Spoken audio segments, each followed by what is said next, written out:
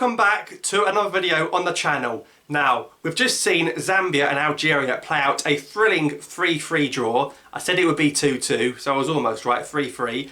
And there's only one place to start, because that was an absolute refereeing disgrace. That referee, you are a disgrace. That is a shocking refereeing display. I'm sorry, but we have to start with the ref. Embarrassing. And CAF and African football need to sort it out, because those two penalties were a shambles, an absolute shambles, ghost penalties. Okay, unless we're bringing VAR into African football very soon, then things are just going to get worse. We are stuck in the past. Some of those decisions were diabolical. Okay, forget the pens. Bunajah got headbutted after about 30 seconds. That should be a straight red card, not even a yellow. And those two penalties were awful. I'm sorry. And if it wasn't for the assistant referee putting his flag up right at the end, we would have lost that game disgracefully. It's finished Zambia 3, Algeria 3. Let's get into the game. So let's talk about the starting lineup. Bryson, he was the captain, he was in goal. Right back we saw Beniada play. Left back Abdelawi. Wasn't too keen on those two players, and I do think they struggled a little bit in the game. Ben Lamry started, thank goodness he did, alongside Taharat. I think Taharat played because of his height. He's one of the taller players we have. And in midfield, it was a 4-4-2 actually. Interesting from Belmadi, he played a 4-4-2. Gudiora played alongside Abid, and then we had Belaley on the left, Rachid Ghezzal on the right, and Islam Slimani and Baghdad Bunajah paired together up front. We haven't seen two strikers together very often from Belmadi. An interesting tactical choice, but kind of paid off in the end. Of course, we didn't lose. We are now 23 games unbeaten, which is incredible. And from watching tonight's game, you can see how hard it is to go 23 games without losing, particularly away in African football. That's a very impressive record, and hopefully we can keep that run going, inshallah. But the display from the ref was awful. Bunajah got headbutted in the first minute, straight to the ground. And this set the scene. The Zambian players were very violent. Zambia had a lot of possession, and they actually played some decent football. I haven't got a problem with their footballers. I've got a problem with some of the attitude of the players and the referee. The referee was just awful. How he didn't see that headbutt was awful. If you have VAR, it's a straight red card.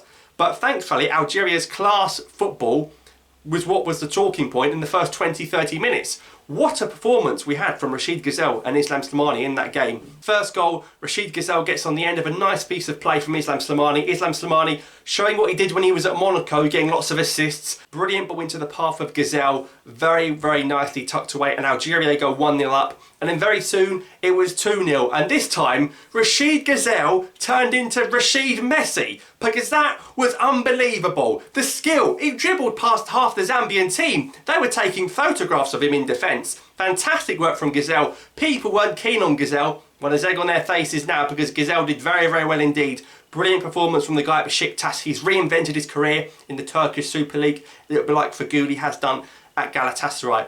But it's a brilliant finish from Slimani, and I do think that Slimani is going to break the record for the most goals for the Algerian national team. It's a record that's not been broken for a while, and I think the way Slimani's going, and if he keeps playing in Europe, then he can be very, very prolific. So Ghezzal and Slimani, an only 2-goal lead, but I was sceptical because we went 2-0 up in the last game against Zimbabwe, and we blew that. And very quickly, we blew our 2-0 lead here. Zambia manager acted. He was like, I'm not having this. He made 2 substitutions for the Zambian national team after half an hour, which is quite embarrassing to get pulled off after half an hour, but they had to go for it. Zambia had to go for this game if they wanted to qualify. They had to win, and they were already 2-0 down.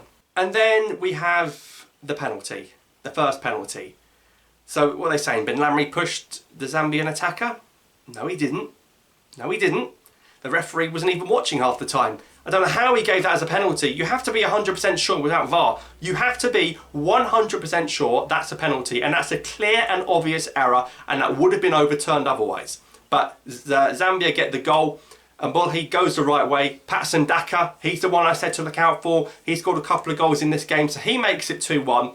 And I think what also changed things a lot was Rachid Ghezzal getting injured just before half time. That was a big blow. Ghezzal was our best player in this game, and Sudani came on, and I've got to say the performance from Sudani was terrible. He can't run anymore. He's put on so much weight he can barely run past the halfway line. It was like playing with 10 men at times. but that is down to having limited players available because we have so many players missing. Let's not forget, Algeria were missing 5 to 6 key players, so that's probably why we went down to the options like Sudani. I would have probably put Farid Boulaya on for Sudani. I don't know why that substitution happened.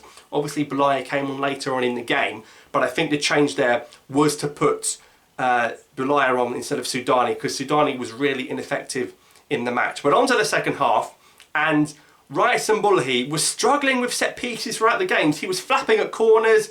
He did make quite a few good saves from the corners in the first half, but he wasn't catching the ball. He wasn't confident, reassuring goalkeeping from Mbulhi. It's a bit of a shame. I hope he's not going to be like this more often, because we know how good he can be.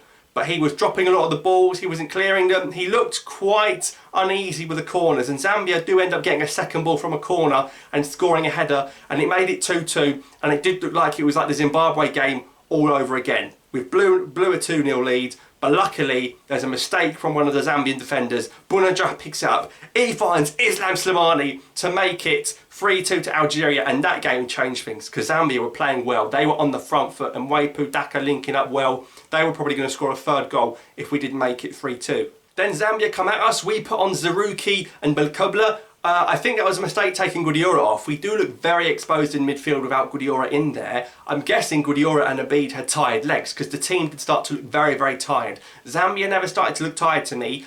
Algeria's team was tiring a lot more. So putting on Belkobla and Zerouki making his debut, the first Algerian national team player born in Holland to play for the Algerian national team. Zerouki struggled a little bit. I thought it's a big task to throw him in when you're on the ropes against Zambia away. So it's a big occasion for Zerouki. I think he's going to have to get better if he wants to keep his place in the team.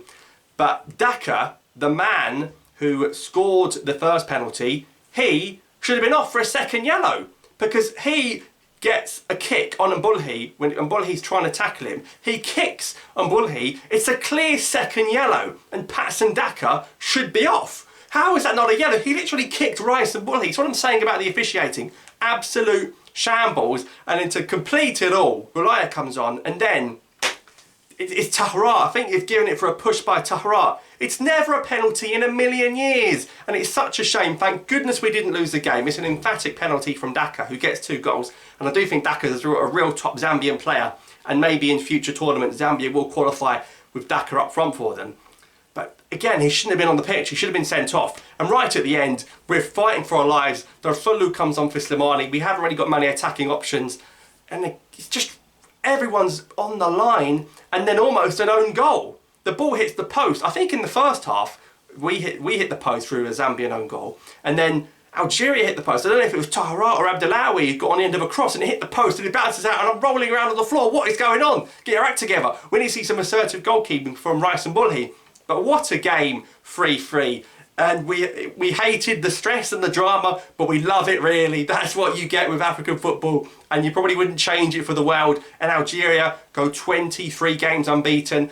And Zimbabwe also won today. They beat Botswana 1-0. So it's Algeria and Zimbabwe who head to the Africa Cup of Nations. Zambia and Botswana are out. So it's going to be a bit of a dead rubber, but hopefully lots of goals when we host Botswana at home in a few days' time. What a game. I've got to know your thoughts in the comments down below, because that game had everything. It was mouth-watering. It didn't look like a game that Algeria had nothing to play for, did it? There was certainly lots of action, but we've got to change some of the refereeing because it's so bad. And Zambia had a goal disallowed, and that was flagged by the assistant. The ref didn't disallow that. Thank goodness for that assistant ref. That was one bit good of officiating there. Good officiating. He puts the flag up. It looked like Daka had a hat-trick 4-3. I had my head in my hands.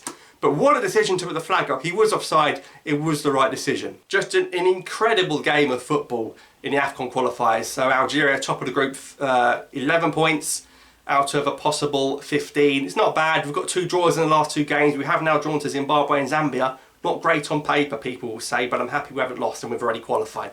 So it doesn't matter too much. But just going through the team, Rachid Ghezzal, he has to work on coming for set pieces. I want to see more confidence in him. I want to see him catching them balls and then getting quick deliveries away. The fullbacks, Beniada and Abdelawi, I'm not convinced, but they're not first choice. When Ben Sabani and Atal come back in, you expect those areas to improve. Ben Lamry and Tahrat had a lot of work to do. Tahrat a bit shaky at times. Ben Lamry, a real warrior. He dealt with some of those Zambian attackers. It was very difficult because they had a lot of pace, but he did okay. Gudiora and Abid, not bad. I think Gudiora's age is starting to catch up with him a little bit, so he couldn't finish the game. In terms of the attack, brave decision to go 4-4-2. Belali, got to start passing more. Too many shots for me. Got to start passing more. And when you've got less chances against the bigger nations, you have to take your opportunities. Doesn't have to always go for a shot. Okay, Belali, pass it sometimes. Ghezzal, 1 goal, 1 assist. Brilliant. A shame he only had 45 minutes because he was playing so well. Slimani, he's going to break the Algerian record, I think. 2 goals for him. And Bounedjah was disappointed not to score, but he did get an assist, which proved to be key in the 3-3 draw. So that is my take on the game, guys. Thanks so much for watching. Subscribe for more. I'll see you soon for the Botswana game, inshallah, and I'll see you next time.